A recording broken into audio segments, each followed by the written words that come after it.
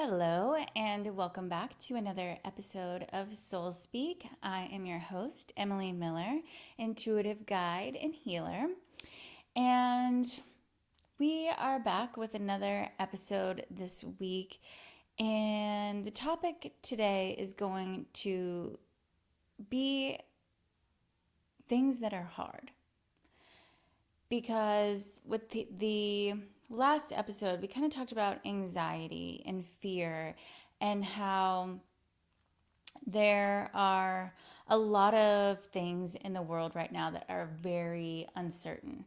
And it seems like if there is something that is going to change in the way that our world is currently operating, that we could have some fear and anxiety around these changes.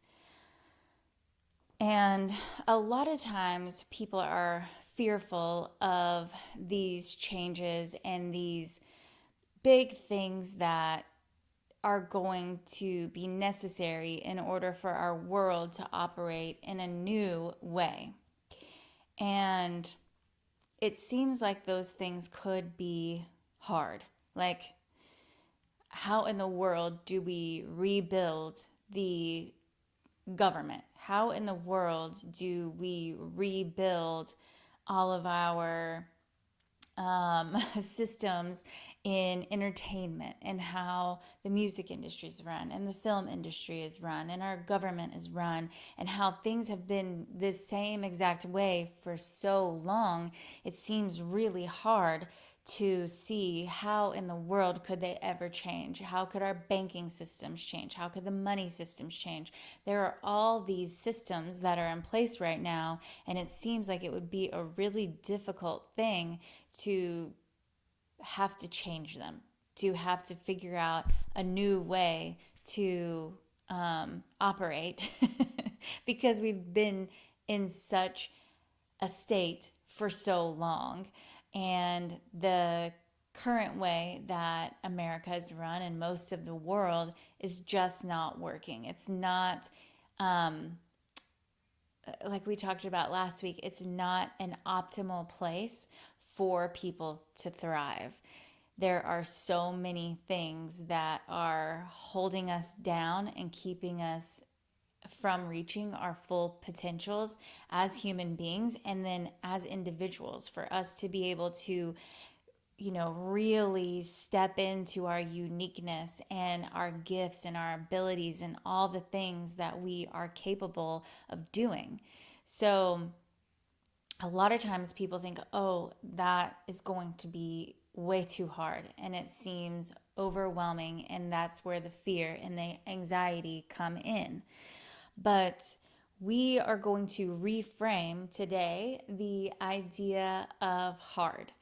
And hard only means that it is something that is new, okay?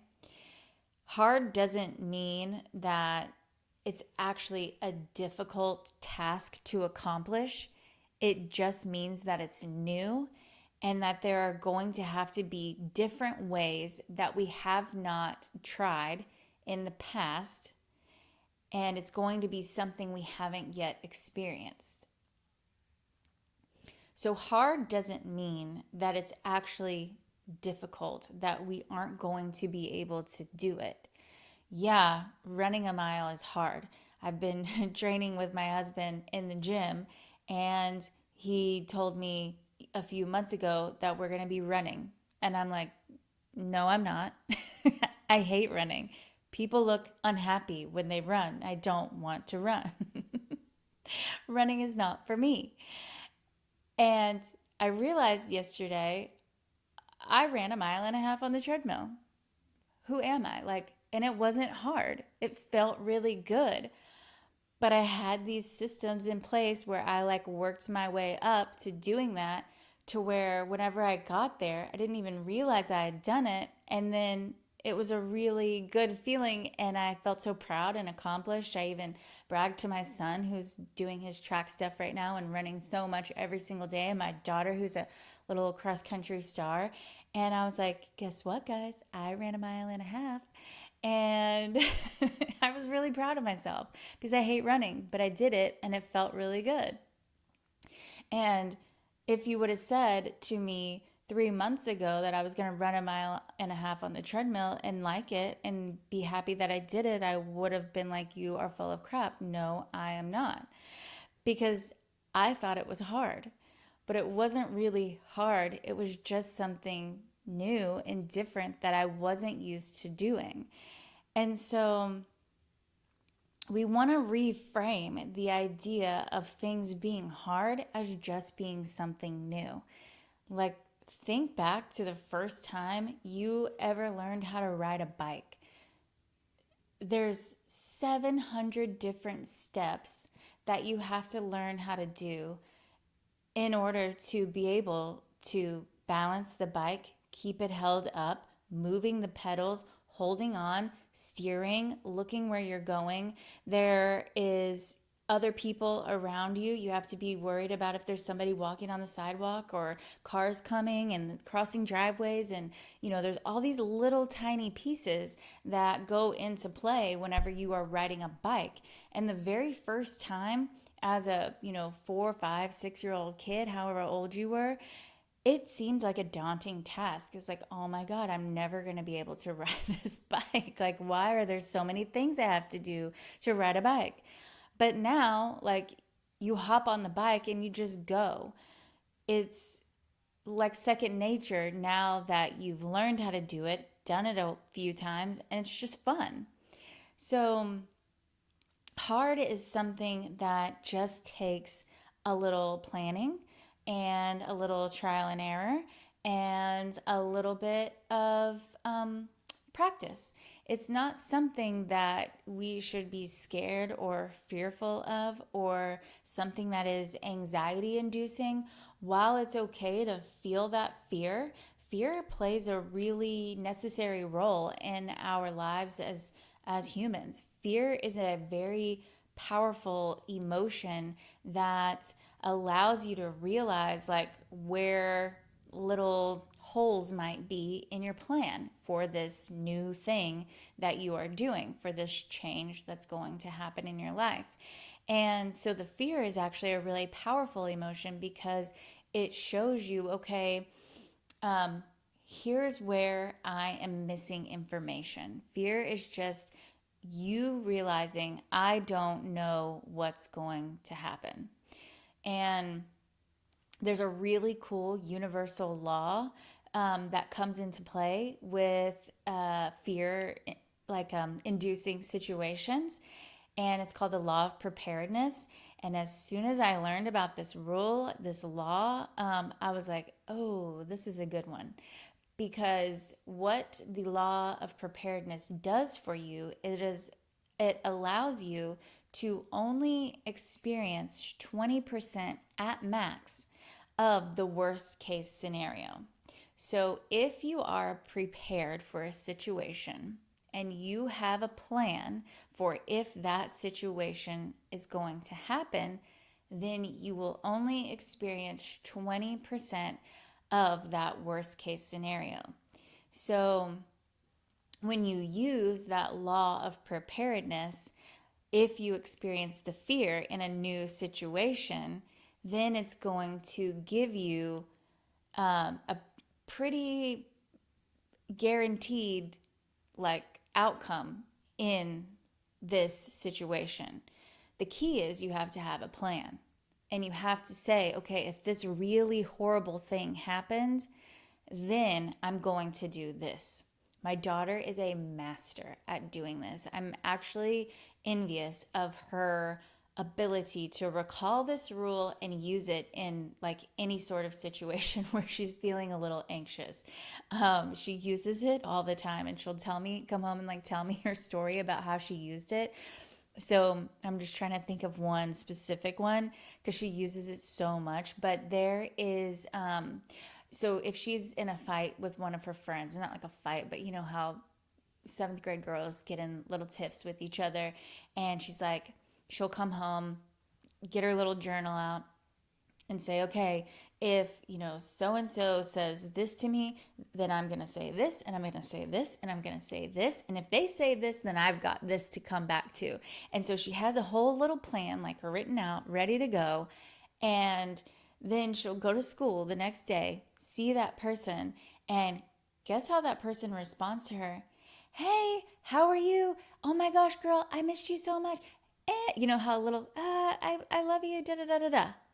Not a mention of the thing that she was so worried about before, because she had a plan that she set in place, working out all the details of how, if that thing happened, she was ready for it, and this is how she was going to take care of it. It's a gorgeous rule. Like, it's so nice. So, anytime that you have any of these instances where you're like, okay, how could this happen? What's the worst thing that could happen? Then making a plan and using the law of preparedness is going to make it so that at most you ever experience is 20% of the actual problem, which is amazing. And typically you will not experience any of it, or maybe like 7 or 8% of the worst case scenario. So out of 100, if you're only experiencing this little tiny bit of the thing that you were scared of, cool, I'll take it. I don't want the big thing, the 100%, right? I'm just thinking of this other example too with my son who is running track. And he is running track for the first time. This spring is his first time being on a track team. And while he's, played sports and had to go and be in different places where he had to perform in a scenario where he'd never been before, track was a new thing for him, and it was a new event that he'd never run before, and he's practiced it, and physically his body was like really ready to go. But the mental state was just not like fully prepared there. So the body was good, but the mental wasn't. And so then it's like, okay, if you are in a new thing that you could deem as hard and then have a little bit of fear around, then you would want to kind of use this law, not kind of, you want to use this law of preparedness to make a plan and say, okay, if these things happened, then this is what I would do. So, like, what could be some worst case scenarios that would happen during a track meet? Well, what if you go out there and there's, 20 kids running in the event, and for a seventh grade boy, what if you came in 20th? That would be not fun, right? Or what if you got hurt and you tripped and fell and broke your leg, right? What would you do? What else could happen? There's a big huge thunderstorm. We live in Texas, and there's lightning, and the whole entire track meet is canceled, and you don't get to do your performance. So there's all these, scenarios that you would want to kind of play out and see how they happen. And then, like, what would you do? How would you respond in those situations? And if you're prepared, then you probably won't even have to worry about it, like, at all. But like I said, maybe like 7, 8%, and that max 20%. So it's a really fun law to kind of play around with and use those sorts of situations to see how, whenever there's fear around a new situation that might seem hard, that you can alleviate it, and then see what kind of results you get putting this law into action. Another thing with things kind of being hard too that is super important, because we're in this state in our society where everybody kind of wants instant gratification. They want for things to happen quickly. They want to have them right away. We place an order on Amazon and it gets here in 2 hours, right? Depending on where you live. But you can get things super fast. We are constantly looking on our cell phones where information is provided to us right away. Something could happen across the world, and we know about it 2 minutes later because somebody's posting about it and the information is readily available for us. So we are in this state where we want instant gratification. We want things to happen easily, and we want them to just be there and be available for us because we've been put in this circumstance where we don't want to have to work hard for things. We don't really want to have to be challenged. We want things to be easy, to be provided, and to be given to us. And that's just not how you get really cool things in the world. You have to do hard things, which equals new things, if you want for things to change. So we are, having these lives that we live in, and they might seem kind of comfortable, but they're not really exactly the way that you want to be experiencing life. You want to have more money, you want to have more friends, you want to have a boyfriend or girlfriend that, loves and adores you. You want to have the perfect job, you want to go to the perfect schools, have the best car, have the cutest clothes, all of these things we want on a physical level. And those are amazing things to want. Like, we live on earth, we're in 3D physical world, like we should want those things because they're fun. Like, it's fun to experience like all the good stuff in life, right? And so we want to have all these things, but even in like the manifestation world, we're told like we don't have to do anything to get it. You just have to what's the one? Ask, believe, receive. Okay, how are you going to get it if you're just sitting, on your couch visualizing a G-Wagon? Where's that going to come from? I don't know. So there's actions that have to also be taken in order to experience change and get the good things that you want in life. You cannot manifest things into your reality without taking physical actions. Remember, we live in a 50% physical and 50% energetic world, and we have to bring those two things together in order to enact change. And we have to take physical actions along with our spiritual belief changes also. And so, whenever you start getting into the work of changing your life to be able to get the things that you want, things can seem really hard. They can seem daunting. They can seem overwhelming. It's like that bike thing. Think about if you, every time you got on the bike, you had to relearn how to balance and steer and look and do all of these things, but you don't. It's just the first few times that you do it that it seems really hard and it seems like it's not going to ever work. But it's just for a small amount of time that you're going to be uncomfortable. Change doesn't come from comfort. It doesn't come from manifesting on your couch.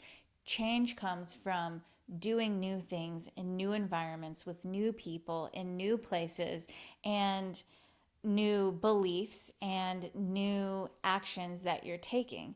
So while it might seem hard or difficult to get these things that you want, it's really not. It's only hard at first.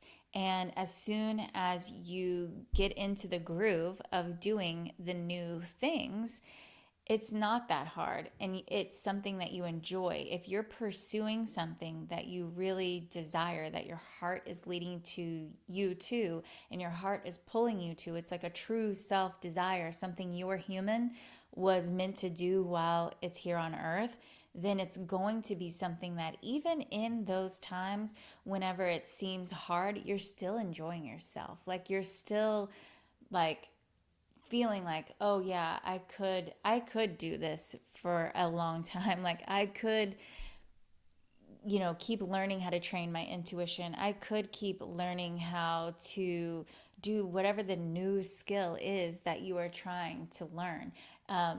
reprogramming a belief that you might have held on to for a very long time might seem kind of scary because, as human beings, we're programmed, our brain is literally programmed to stay in things that are familiar. We feel safe in those things. Our fight or flight systems are not ignited whenever we are in these familiar situations. And these familiar situations are a lot of times things that don't actually serve us. We just stay in this place because it's something we know. It's something that isn't scary. It's not new. It's not fearing inducing. It's not hard because we've been there. We've done that and we're just sitting there in it and like, okay, brain is like, let's keep doing this because I already know what I'm doing and I don't want to try something new. It's not making the fight or flight fire off. And so I think one way to really calm that fight or flight system whenever you are trying to change things about your life, whenever you're trying to do new things, is that big reframe of instead of saying things are hard, just saying that they're new. And then understanding that as soon as you get to a point of that becoming familiar, that new version of you becoming familiar, you get to have that comfort. And one thing that also I've been realizing a lot lately is the comfort is something that you get to rest in for a little bit of time. You get to enjoy it. Like I've been on this like fast-paced journey of, okay, I've done this, now I want to do this, and I want to do this, and I want to do this. And I was just talking to a client the other day, and we had this conversation about how you get to allow and rest in the accomplishments that you are achieving along the way of these changes. So the thing that I was saying in this chat was, every step has a landing spot. Every big step that you take, there's a landing spot, a place for you to rest.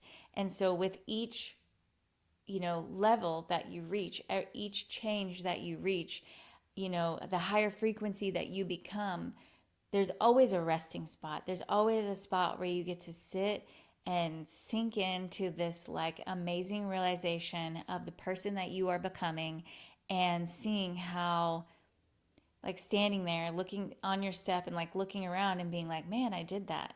That's really cool. And enjoying all of the fruits of your labor. Like you did all of this hard work to get to enjoy these things.